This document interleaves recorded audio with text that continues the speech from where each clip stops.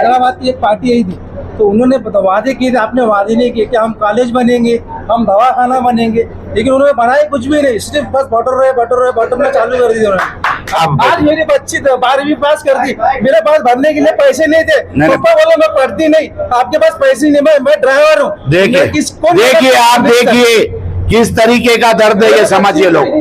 औरंगाबाद का नाम बदलने की कोशिश की गई है। महाराष्ट्र के कई ऐसे मुस्लिम कायद है जो मिनिस्टर्स है, एमएलएज है, एमपीज है, वो लोग क्यों आगे आवाज नहीं उठाए? आप घर से गाड़ी लेके खदीर मौलाना के घर से बाहर निकलिए, दही बड़े की बंडी मुसलमान की, मिर्ची की बंडी मुसलमान की, दूध का घर मुसलमान का, पंक्चर बनाने वाला मुसलमान, केले की बंडी लगी हुई है मुसलमान, चिकन की दुकान लगी हुई है मुसलमान, कबाबों के दुकान लगे हुए मुसलमाना, पान के डब्बे खुले हुए मुसलमाना। आज रियासत तेलंगाना में ऐसी लाखों बच्चियों की शादियां 1,116 रुपए देके, केसीआर साहब ये मेरी छोटी बहन है, आज लाखों लड़कियों की शादियां रियासत तेलंगाना में 1,116 रुपए देके की गई। उस औरंगाबाद ये महाराष्ट्र का दिल है, ये बदलाव की आवाज अगर आप औरंगाबाद से उठाएंगे ये दिल्ली तक गूंजेगी इंशाल्लाह। 8 साल 9 साल पहले हमसे वादे हुए कि हम हॉस्पिटल बनाएंगे, हम स्कूल बनाएंगे, हम फला करेंगे, हम ढिमकाना करेंगे, लेकिन कोई वादा पूरा नहीं हुआ सिवाय जुमलेबाजी की। औज़ुबिल्लाहि मिनश्शैतानिर्रजीम, बिस्मिल्लाहिर्रहमानिर्रहीम। मेरे साथ इस औरंगाबाद के शहर औरंगाबाद में इस प्रवेश सभा में मंच पर हाजिर आली जनाब जीवन रेड्डी साहब, पीयूसी चेयरमैन और एमएलए आरमूर, आली जनाब इज्जतमाब वेणुगोपाल चारी साहब जो 3 बार आमदार और 3 बार खासदार और सेंट्रल मिनिस्टर रह चुके, और हमारे यंग लीडर हिमांशु तिवारी जो ऑल इंडिया बीआरएस पार्टी के जनरल सेक्रेटरी है, और आली जनाब इज्जत माप मौलाना खदीर भाई साहब। उसी तरीके से आज भारी पैमाने पे बीआरएस पार्टी में शमूलियत लेने वाले औरंगाबाद के हरकियाती कायद, औरंगाबाद की आवाज़ हमारे मुदस्सिर अंसारी साहब, और यहाँ पे तशरीफ़ फरमा तमाम मेरे नौजवान भाइयों, बुजुर्गों और दोस्तों, सबको मेरा अस्सलाम वालेकुम और रमज़ान की तहे दिल से आप सबको मुबारकबाद। आज वक्त आ गया है, जब जब जुल्म बढ़ता है वहाँ पे अल्लाह की रहमत ज़रूर नाजिल हो जाती है।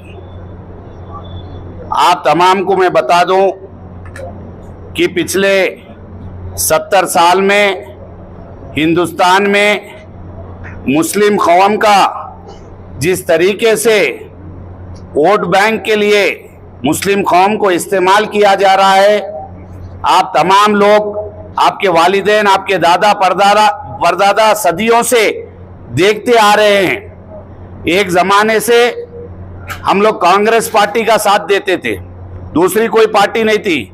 मेरे दादा भी कांग्रेस पार्टी को वोट देते थे। हमारा मानना ये था कि कांग्रेस पार्टी एक सेकुलर जमात है और सारे मुसलमान कांग्रेस पार्टी के साथ चलेंगे। इसी सोच से सारे लोग, हमारे जितने पुराने लोग हैं, सब कांग्रेस को वोट देते थे। लेकिन क्या हुआ, बगल में हमको रखे, हमारे को साथ में रख लेके पीछे से भी छुरा भोंक दिया, आगे से भी गला काट दिए, बाबरी मस्जिद शहीद कर दी। सालों साल की हमारे वोट लेके वहां पे हमारी बाबरी मस्जिद शहीद कर दी गई। ये उन लोगों का जो है इंसाफ मुसलमानों के साथ, ये इंसाफ कांग्रेस पार्टी का था। इसके अलावा कई कमीशनें डाली गई हिंदुस्तान में, जस्टिस रंगनाथ मिश्रा कमीशन, और कई कई श्री कृष्णा कमीशन, ये कमीशन, फलाना कमीशन, ढिमका कमीशन, अमका कमीशन, सारी कमीशनें डाली गई। उसमें ये बोल के कमीशन फॉर्म किया गया कि मुसलमानों की सोशियो इकोनॉमिक कंडीशन क्या है, मुसलमानों की पढ़ाई कहां तक हुई, उनके हालात किस तरीके तक पसमानदा है, इसको मालूम करने के लिए एक हिंदुस्तान में कई कमेटियां पार्लियामेंट की तरफ से फॉर्म की गई। सच्चार कमेटी है, कई सारी कमेटियां पड़ गई कांग्रेस की सालों साल हुकूमतों में, इवन अटल बिहारी वाजपेयी की हुकूमत में भी कमेटी कायम की गई। सारी कमेटियों का मानना यह था कि आज अगर हिंदुस्तान में अगर कोई पसमानदा हालत में है, एससी एसटी से भी अगर पसमानदा हालत में कोई है, वो मुसलमान है। जो पूरी अगर हिंदुस्तान में कोई पिछड़ी जात है, पिछड़ी कौम है, तो वो मुसलमान है। इनको किस तरीके का इंसाफ नहीं मिल रहा है, ये सारी रिपोर्टों में, ये सारी कमीशनों ने बाज़ाब्ता पार्लियामेंट में ऑन रिकॉर्ड अपनी जो है रिपोर्ट सबमिट की। लेकिन उसके बावजूद भी किस तरीके का अमल, किस तरीके की अमलावरी मुसलमानों की तरक्की के लिए और दूसरे दिगर माइनॉरिटीज की तरक्की के लिए हिंदुस्तान में कहां हुई, एक बार आप लोग सोचिए। हमेशा पार्टियां आ रही है, मजहब का नाम लेके लूट फूट मचा के किसी तरीके से अपने नौजवान बच्चों को दंगे फसादों में ये आज मुल्तला करके कई तरीके से बच्चे जेलों में बंद, माँ बाप परेशान, ऐसे हालात पैदा करते रहे सिर्फ और सिर्फ अपना पेट पालने के लिए। आज मैं एक छोटी बात बताना चाहता हूं, जहां पे औरंगाबाद का नाम बदलने की कोशिश की गई है, महाराष्ट्र के कई ऐसे मुस्लिम कायद है जो मिनिस्टर्स है, एमएलएज है, एमपीज है, वो लोग क्यों आगे आवाज नहीं उठाए? वो क्यों अपनी जो पोजीशन थी, एमएलए एमपी जो भी है, क्यों आप राजीनामा नहीं करते? क्यों आप रेजिग्नेशन नहीं करते? आप किस तरीके की आवाज उठा रहे, किस तरीके का काम कर रहे?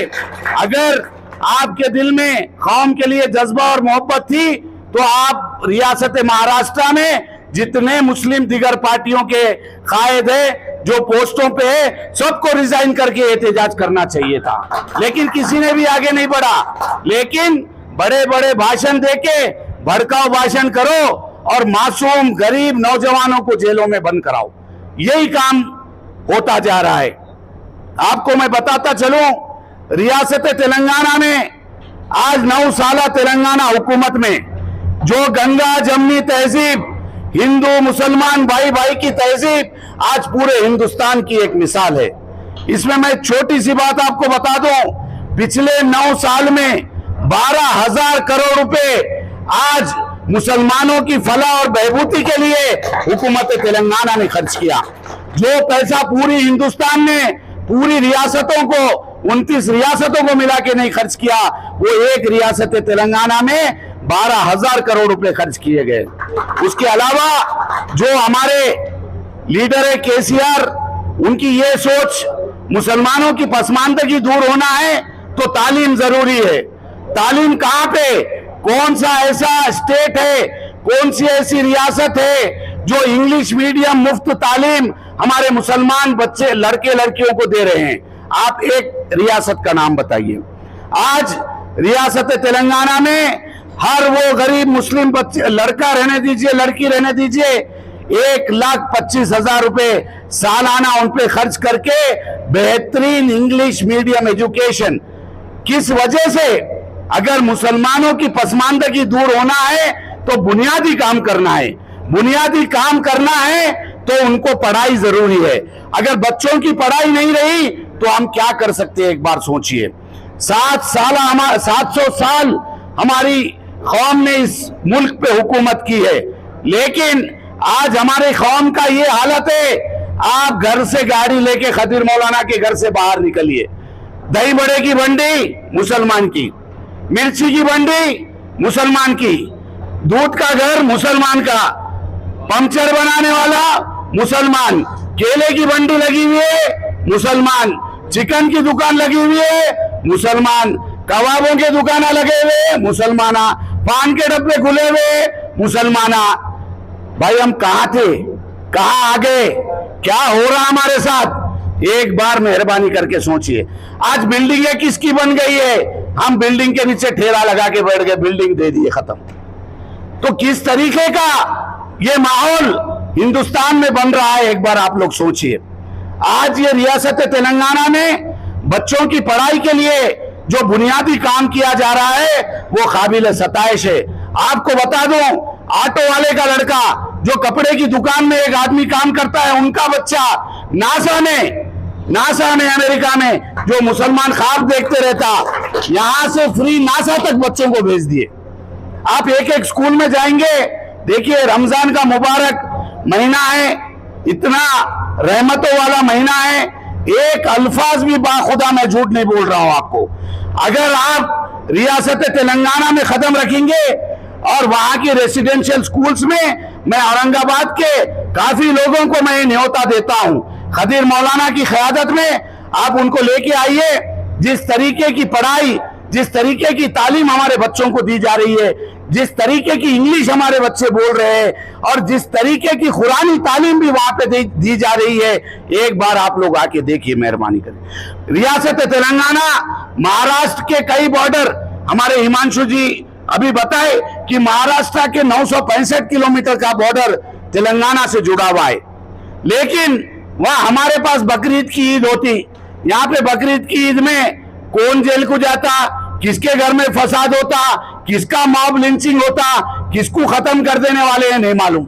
आज चेहरा रख के बाहर जाना रात में 3 बजे बोले तो एक दहशत हो जा रही, लेकिन रियासत तेलंगाना में बहुत रुआब से हर वो ईद, हर वो हिंदू फेस्टिवल रहने दीजिए, हर वो मुस्लिम फेस्टिवल रहने दीजिए, बाकायदा बाज़ाब्ता एक खुशो खुर्रम तरीके से हम लोग मनाते हैं। लेकिन वही चीज आपको यहाँ पे आज छुप के परेशानी से, मुसीबतों से आज करने की नौबत आ गई। आप लोग सोचिए, गौर करिए, काफी इतनी बातें हैं, रमजान का महीना है, इबादतों का महीना है, ताखरातें चल रही, मैं आपका ज्यादा वक्त लेना नहीं चाहता, लेकिन अल्लाह ताला ने अक्ल सलीम दी है। आप मेहरबानी करके आप लोग सोचिए किस मोड़ पे हम लोग खड़े हुए हैं। आज केसीआर जैसी क़यादत हिंदुस्तान में मुसलमानों की और दूसरे कौमों की एक सेकुलरिज्म के लिए, एक हिंदुस्तान की फलाही बहबूदी के लिए आज केसीआर की ताकत होना, केसीआर की हुकूमत होना यहाँ पे बेहद जरूरी है। मैं आप तमाम से अदबन गुजारिश करता हूँ कि कई ऐसी स्कीमें, मैं औरंगाबाद की छोटी सी मिसाल लेता हूँ आपके सामने। अगर औरंगाबाद में एक गरीब मोहल्ले में एक रिक्शे वाले या ऑटो वाले या कोई ठेले वाले की मासूम बच्ची की वहां पे शादी है घर में, वो बेचारा जाके हर घर पहुंचना है, भाई जरा मदद कर दो, बेटी की शादी है। उनकी अहलिया जाके दूसरे औरतों को घर में पूछना, मेहरबानी होती मदद करो, हम लोग गरीब लोग हैं, हमारी बच्ची की शादी है। लेकिन हमारे पास इतने सरमाएदार लोग भी नहीं है जो इतने लोगों की मदद भी कर सके, क्योंकि हमारी इतनी पसमानदगी है। लेकिन आप सोचिए वो माँ बाप का दर्द क्या है जिसकी बच्ची की शादी नहीं हो रही और उसकी उम्र खत्म हो गई।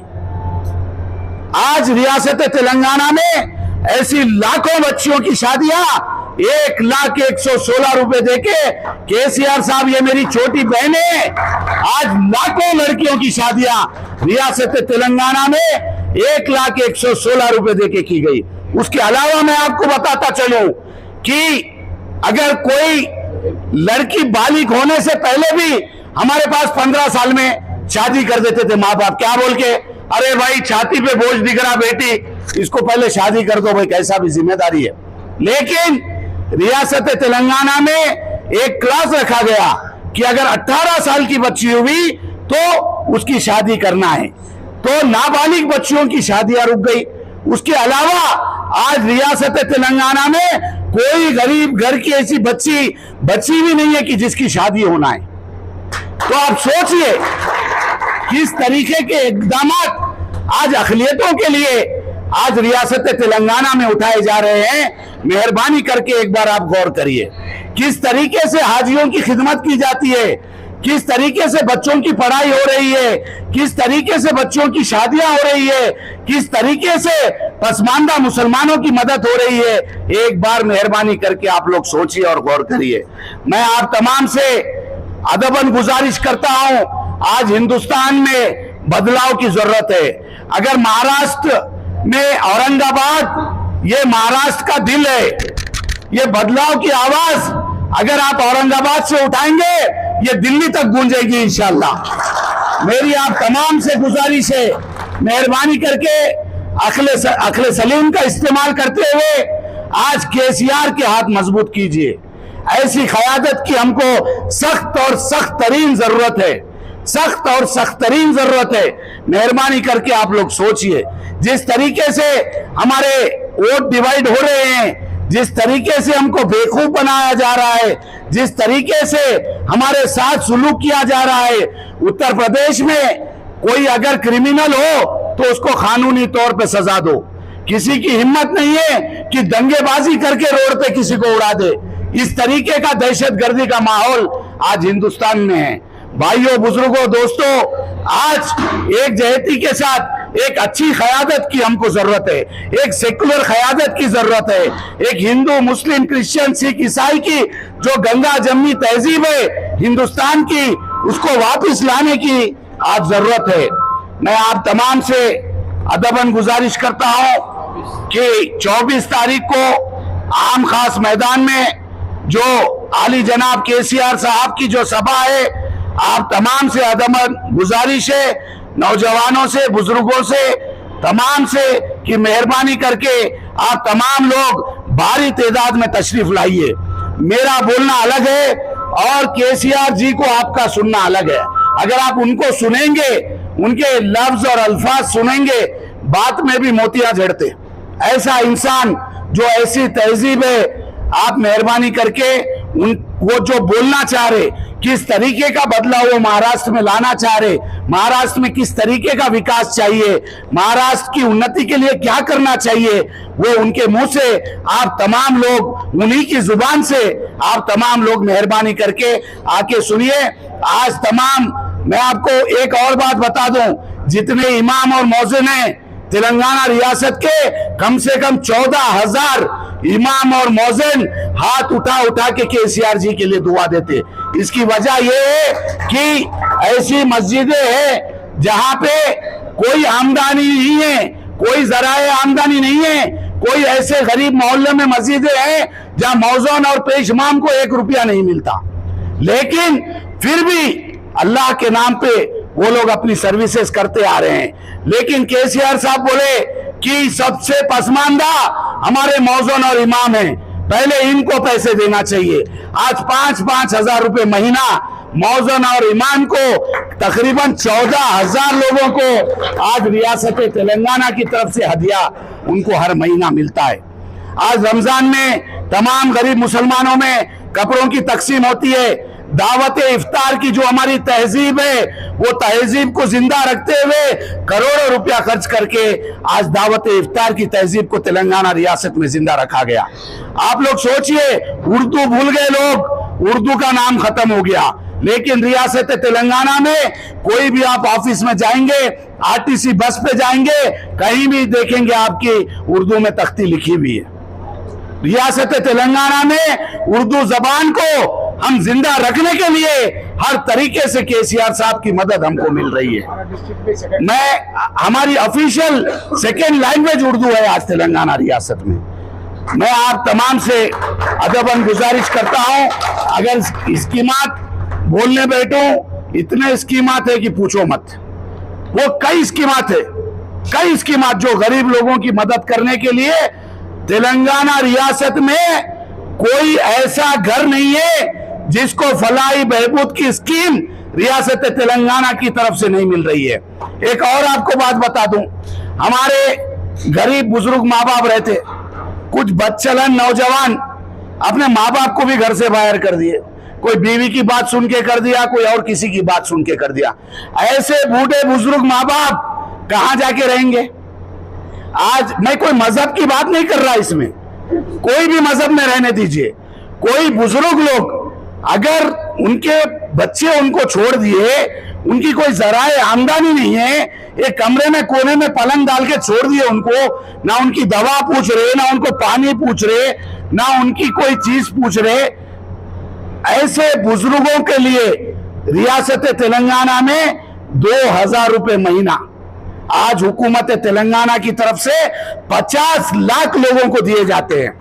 आप सोचिए एक बार, आप क्या होता है मालूम है, 30 तारीख आ गई, 27 कुछ बेटा आ जाता घर पे, अम्मी कैसी तबीयत है जी अम्मी तुम्हारी, बेटी आ जाती, अम्मी कुछ तो भी दवाया होना क्या, फिर नवासा नवासी पोतरा पोतरी आते, दादी नानी कैसे है दादी, क्या होना आपको। तो बेचारी माँ का दिल इतना मुलायम रहता कि वो 2000 में से भी 500 बेटे को, 500 बेटी को, 100 रुपए पोतरा पोतरी को देके 800 रुपए आज रख लेके उससे भी शान के साथ जिंदगी गुजर बसर कर, किसी की मोहताजी नहीं है अल्हम्दुलिल्लाह।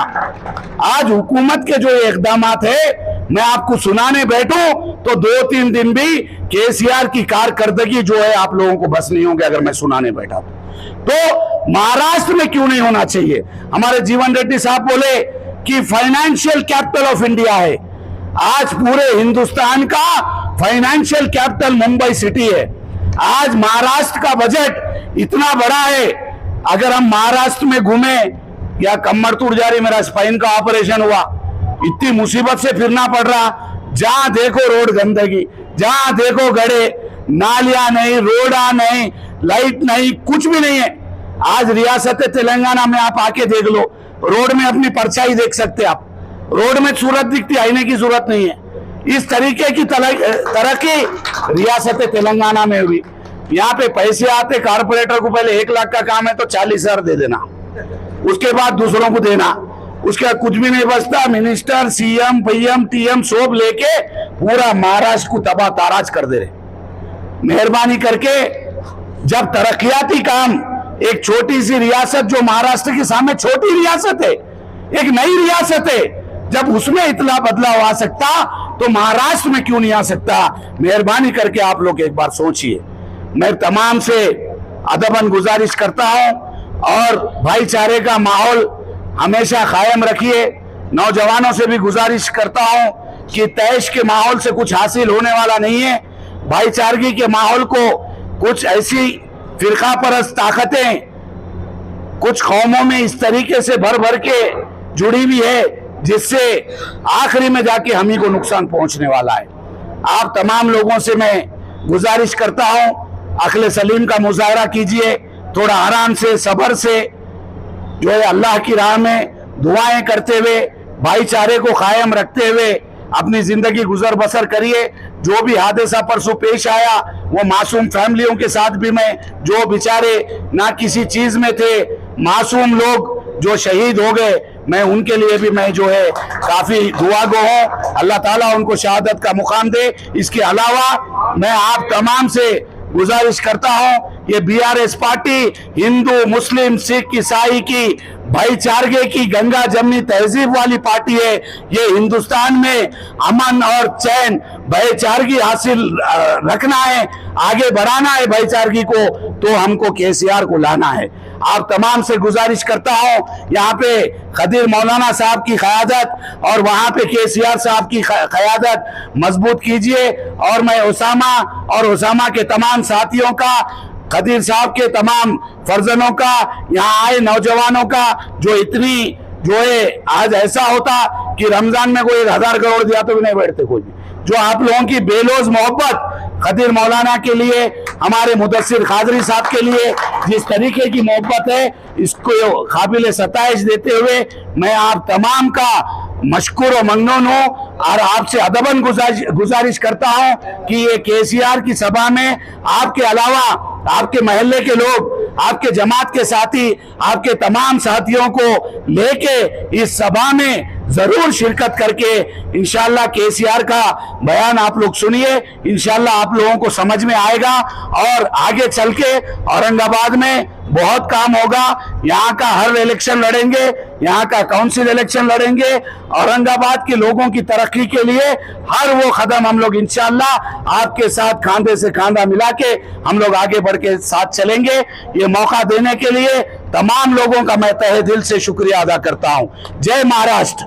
हैदराबाद की एक पार्टी आई थी, तो उन्होंने वादे किए थे, आपने वादे नहीं किए कि हम कॉलेज बनेंगे, हम दवाखाना बनेंगे, लेकिन उन्होंने बनाया कुछ भी नहीं, सिर्फ बस बटोरना चालू कर दिया उन्होंने। अभी देखो घाटी के अंदर सब मेरी बीवी की जब डिलीवरी हुई तो सर बेड नहीं था, बेड। एक मिनट खदीर भाई, मेरे बीवी का एक मिनट देखिए, ये दर्द देखिए, डिलीवरी हुई तो ये दर्द देखिए आप लोग, सुनिए ये दर्द क्या है। नीचे ले जाए और जब मैंने उठाया उसको, जी। उसके बाद टारगेट टूट गए, बैठने के टारगेट टूट गए। मेरे बेबी 3 महीने तक बिस्तर में थी, सर मेरे पास पैसे नहीं थे। अभी उनकी सेहत ठीक है, अभी सेहत ठीक है, अल्लाह का करम है, उसको भी 3 साल हो गए सर, अल्हम्दुलिल्लाह। लेकिन ये लोगों ने वादा करे थे दवाखाना बनेंगे। भाई देखिए, अब आज मेरी बच्ची 12वीं पास कर दी, मेरे पास भरने के लिए पैसे नहीं थे। पापा बोले मैं पढ़ती नहीं, आपके पास पैसे नहीं, मैं ड्राइवर हूँ। देखिए आप देखिए किस तरीके का दर्द है, ये समझिए लोग। 10वीं तक 70 के ऊपर मार्क्स ले मेरी बेटी ने, मेरी आगे नहीं पढ़ सकी,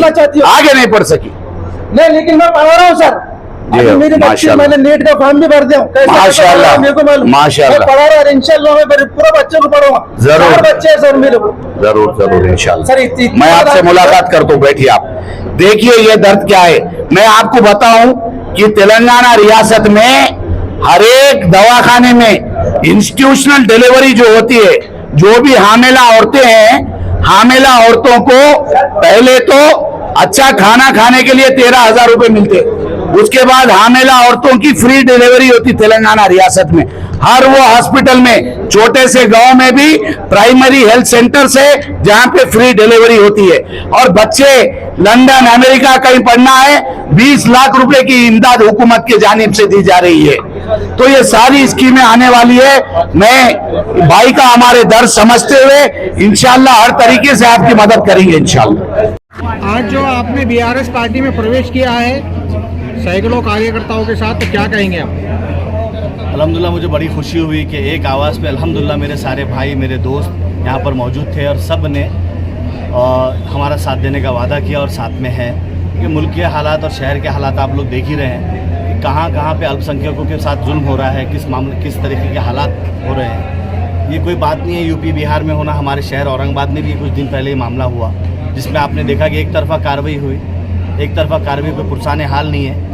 इसकी नाकामी, सबसे बड़ी नाकामी ये है कि हमारी कमज़ोर क़यादत। शहरियान जो है हैदराबाद की पार्टियों को तरजीह क्यों दे रही है? हैदराबाद की पार्टियों को तरजीह देखिए, हमारी तो पहले भूल थी, एक पार्टी को तरजीह देना हमारी भूल थी, जो हम लोग धोखे में थे, हम इनके बहकावे में आ गए, जो झूठे खस्मे वादे अल्लाह रसूल के बातें कर करके लोगों ने हमारे साथ की, तो हम लोग इसमें बहकावे में आए और इनके पीछे थे। लेकिन जब हमने देखा 7 साल जाने के बाद हमारे साथ आज क्या हालात है, एक स्टेटमेंट पे, छोटे से स्टेटमेंट पे इतना बड़ा जिम्मेदार आदमी अगर स्टेटमेंट देता है नौजवानों के ताल्लुक से कि बटन प्लेयर है या नशेड़ी है, जिसमें कई मासूम बच्चे, बेकसूर बच्चे जेलों में बंद हैं। मुसलमान माएँ बहनें हमारी रो रो के बुरे हाल है। देखिए उनके घरों में बहुत सारे लोग ऐसे हैं, बच्चे, नौजवान बच्चे, जिसके घर में कमाने धमाने वाला कोई नहीं, उनका कोई पुरसाने हाल नहीं है। और यहाँ पे सबसे बड़ा फेलियर है हमारे मुस्लिम लीडरों का, जिसने वादे करे थे। आपने अभी जो बच्चे ने सवाल किया थोड़ी देर पहले, आप उसके दर्द को समझ सकते हैं कि क्या दर्द था कि उन्हें अपनी बच्ची को पढ़ा नहीं सकता, क्या दर्द था कि उसकी बीवी हॉस्पिटल में थी, क्या दर्द था कि 8 साल 9 साल पहले हमसे वादे हुए कि हम हॉस्पिटल बनाएंगे, हम स्कूल बनाएंगे, हम फला करेंगे, हम ढिमकाना करेंगे, लेकिन कोई वादा पूरा नहीं हुआ सिवाय जुमलेबाजी की। आप लोगों ने देखा। और ये आज जो हम पार्टी के साथ जुड़े हैं, तो ये कामयाब पार्टी है, जिसके वहाँ पर सीएम है, कहीं एमएलए है, कहीं आमदार है, कहीं नगर सेवक है, कहीं एमपीज है। ये कामयाब है, उनका सीएम है, वहाँ पर सारे लोग हैं। आपको लगता है ये उम्मीदों पे खरे उतरेंगे? आपके सामने मॉडल है सर, बताने की जरूरत नहीं है, आप देख सकते हैं। उन्होंने वादा किया, आपने देखा है, आप जाके आपकी इंक्वायरी कर सकते हैं। सारी चीज़ स्टेट खरीदी है, हम लोग सारी चीज़ें निकाल सकते हैं, कोई हमसे छुपा नहीं। तकरीबन स्कीमात हमारे सामने। तो कितने लोग शामिल हुए आज? अल्हम्दुलिल्लाह सैकड़ों की तादाद है, आप तो देख सकते हैं। अल्हम्दुलिल्लाह हज़ारों से लोग थे, नौजवान, सबने मिलकर अल्हम्दुलिल्लाह लब्बैक कहा। सभी राष्ट्रवादी के हैं या दूसरे पार्टी? नहीं, हर अलग अलग लोग हैं। कोई इसके अंदर नॉन पॉलिटिकल भी लोग थे, लेकिन वक्त का तकाजा है कि हमको यहाँ उतरना पड़ेगा, कदम से कदम मिलाकर चलने की करना पड़ेगा, कदम से कदम मिलाना पड़ेगा। ये हालात इस तरीके से है और मुसलमानों को दबाया जा रहा, माइनॉरिटी को दबाया जा रहा। तो हमको कहीं ना कहीं उतर कर रोडों पे उतर कर हमें हमारी आवाज़ को हुकूमत तक पहुंचाना पड़ेगा। हमारे जो काम है हक से लड़ के हमें लेना पड़ेगा। सर, औरंगाबाद में एमआईएम के खासदार इंतजार जलील साहब है, उनके माजी 26 नगर सेवक है। एक इतनी बड़ी ताकत के सामने आप आने वाले समय में कितनी बड़ी चुनौती मानते हैं आप? सर, मेरी नज़र में कोई चुनौती नहीं है। आज शहर के आप हालात देख रहे, कोई भी मामला गिने चुने नगर सेवक है, मैं नाम किसी का लूँगा नहीं, किसी की मेरे को बुराई भी नहीं करना। अच्छा, गिने चुने नगर सेवकों ने काम अच्छा किया, वो नगर सेवक उनके वार्ड में चुन के आएंगे। बाकी के आपके सामने सारे बातें हैं। जो 5 साल का उनका कार्यकाल गया उसमें उन्होंने काम नहीं किया। बाद में जब से कारपोरेशन के अंडर में आया कमिश्नर ने, उन्होंने काम किया। सर, शहर में कुछ जो जिम्मेदार जी शऊर लोग हैं जिनमें चर्चाएं चल रही थी, जैसे आपकी पार्टी है, बड़ी ताकत से आप मैदान में आएंगे, एमआईएम भी मैदान में आएंगे या और लोग पाएंगे, तो आपको नहीं लगता सर बीजेपी फायदा हो जाएंगे? ऐसा चल रही चर्चा। एक मिनट मैं आपको बताता हूँ, बीजेपी को खत्म करने के लिए हमको बीजेपी की टीम को भी खत्म करना पड़ेगा। जो फायदा पहुँचाते हैं उनको वोट डिवाइड करते हैं। ये पार्टी कामयाब है जिसका सीएम है, मैंने आपको पहले भी बताया, जिसके इतने उम्मीदवार चुनकर आए हुए और उन्होंने अपना स्टेट का पूरा मॉडल आपके सामने रखा है, सारी स्कीमात आपके सामने रखी, इससे आप इनकार नहीं कर सकते। सर, आप मैं मीडिया वालों से ये कहूँगा कि जो हक और सच है आप पब्लिक तक वो बात पहुँचाए। ये नहीं कि जुमलेबाजी, जो मैं तेरे कानों को खुश किया तूने मेरे कानों को खुश किया, ये वाले जुमले जो आप लोग पहुँचाते रहते बस पब्लिक तक, और हमारे नौजवान बच्चे गुमराह हो रहे हैं इसके। ये तारीख के मैदान पे इससे पहले जो ओवैसी की जो सभाएं होती थी जी, उसमें लाखों की तादाद में लोग मौजूद रहते थे। उसी मैदान पे आपकी सभा जो होने वाली है, क्या वो रिकॉर्ड तोड़ पाएगी? इंशाल्लाह हमारा डेवलपमेंट सर डेवलपमेंट के नाम पे ये सभा है।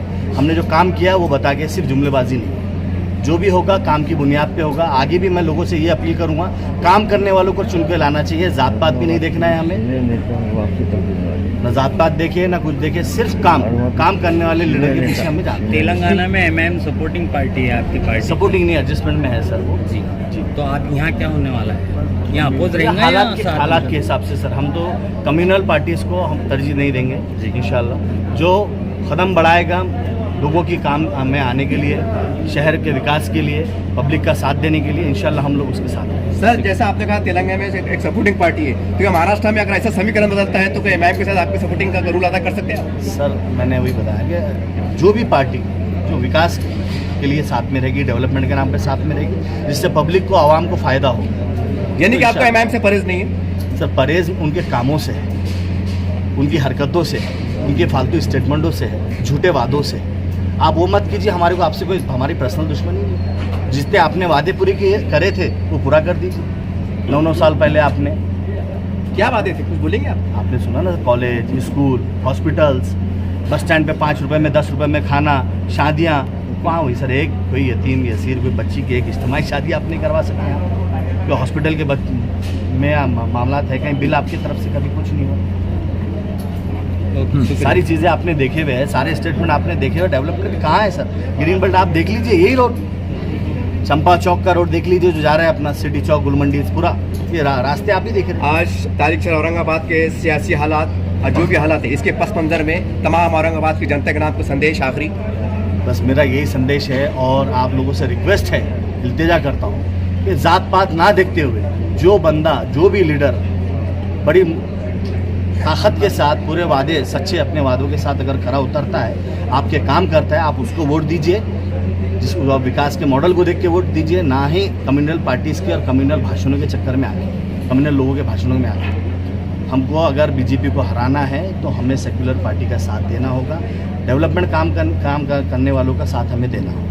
तुम आगे बढ़ो, हम तुम्हारे साथ हैं। आने वाली 24 तारीख को भारी से भारी तादाद में आप लोग आइए और वहाँ पर भी आपको सुनने को मिलेगा कि क्या क्या वहाँ पर डेवलप किया है, क्या क्या काम किए हैं, कितनी स्कीमात है, वो सारी चीज़ें आपको 24 तारीख को केसीआर साहब के अल्फाज ज़बानी आपको सुनने को मिलेगी। तो उसका टाइमिंग क्या है सर? टाइमिंग इंशाल्लाह आप लोगों को दे दिया जाए। Thank you.